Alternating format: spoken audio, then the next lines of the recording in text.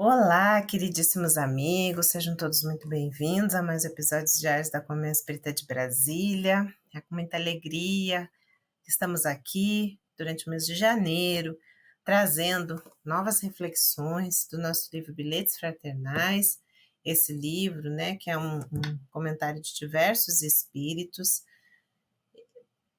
principalmente o Espírito Rodrigo, né, o volume 3, ele é distribuído aqui pela SODEC, Sociedade Divulgadora do Espiritismo Cristão, é uma distribuição gratuita, e hoje nós estamos na lição 87, o Socorro do Alto. Vai ser um comentário de Rodrigo aqui, né, a uma passagem de Meimei, que Meimei diz o seguinte: se um dia te encontrares em situações tão difíceis que a vida te pareça um cárcere sem portas, ore em silêncio e confie em Deus, esperando pela divina providência, porque Deus tem estradas onde o mundo não tem caminhos. Olha que lindo, né? Deus tem estradas onde o mundo não tem caminhos.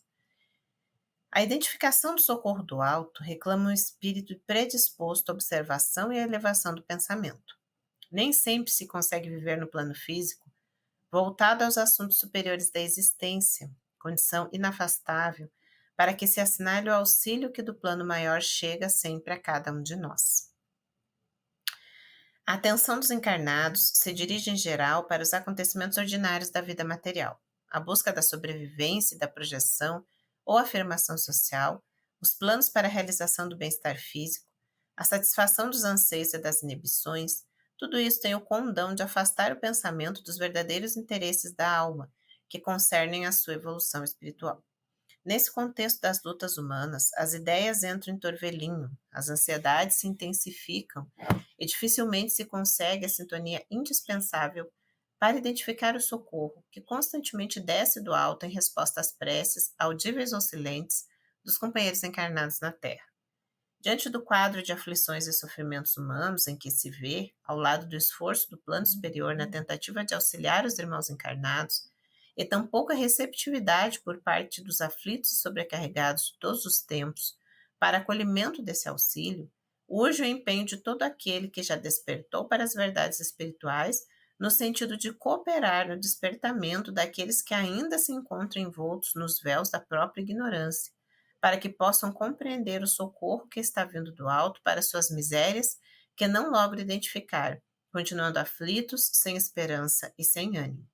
Viesse o socorro do alto na forma de fenômeno mágico que diluísse as provas inerentes a cada um, como o sol dissolve a cada dia as trevas da noite, todos assinalariam a proteção divina, apontando-a como autêntica e decisiva. Contudo, como assim não é, nem poderia ser, tendo em vista cumprir as provações humanas, seguir seu curso, raramente se consegue ver a intervenção divina no processo de suavização das penas de cada um, e mesmo em alguns casos de sua extinção, quando o homem dá testemunho de que tem aproveitado o benefício do sofrimento, crescendo espiritualmente, haja vista ser esse o magno objetivo da dor.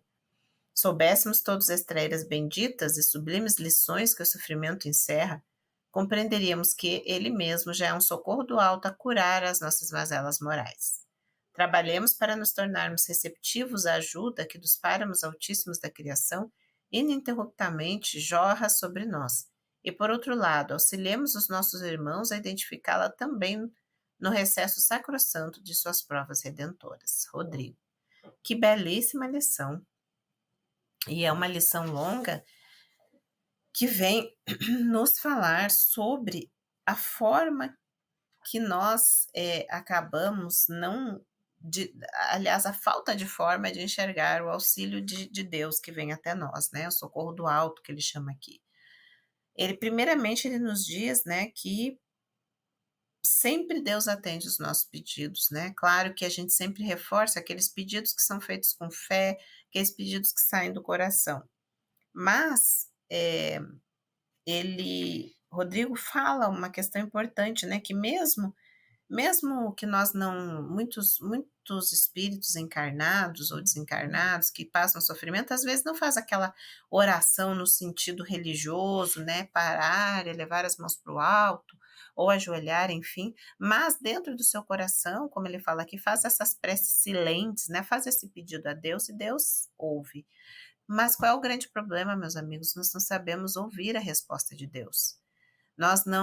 Ele fala que nós estamos envolvidos, tão grandiosamente envolvidos nas questões materiais, tão voltados ao que ele chama aqui, de acontecimentos ordinários da vida material, seja em busca da sobrevivência ou da projeção ou afirmação social, nós acabamos nos distraindo na nossa caminhada, não prestando atenção que a resposta dos céus nos chegam a toda hora, mas nós temos que aprender a ler essas respostas.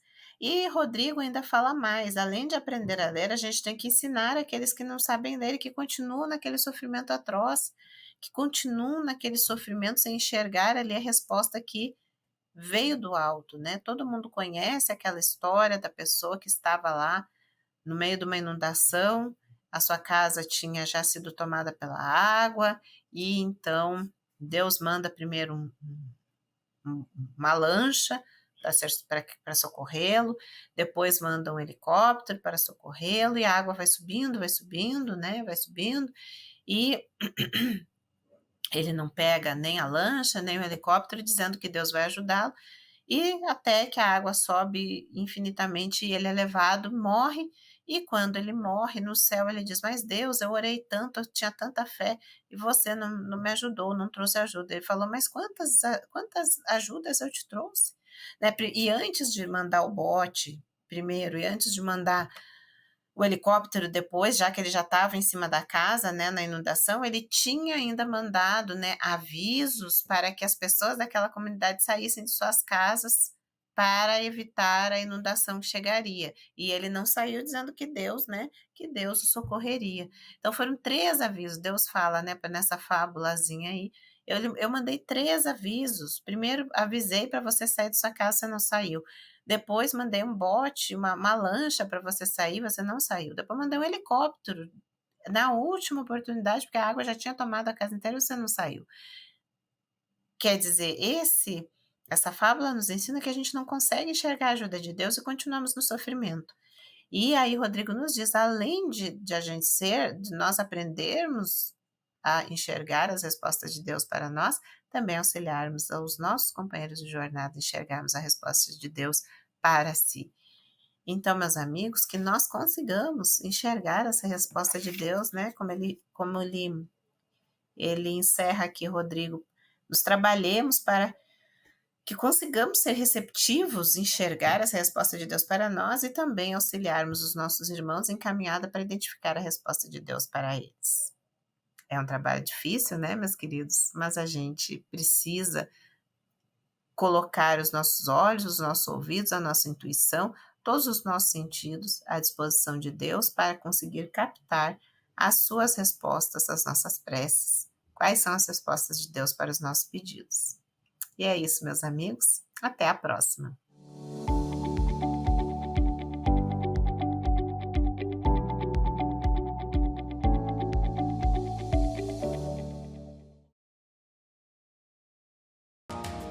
Nós estamos nas redes sociais. No Facebook você pode acessar facebook.com/Comunhão Espírita.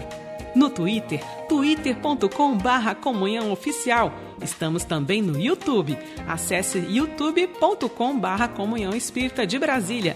E siga o nosso Instagram, @Comunhão Espírita. Acompanhe, divulgue e participe de nossas atividades.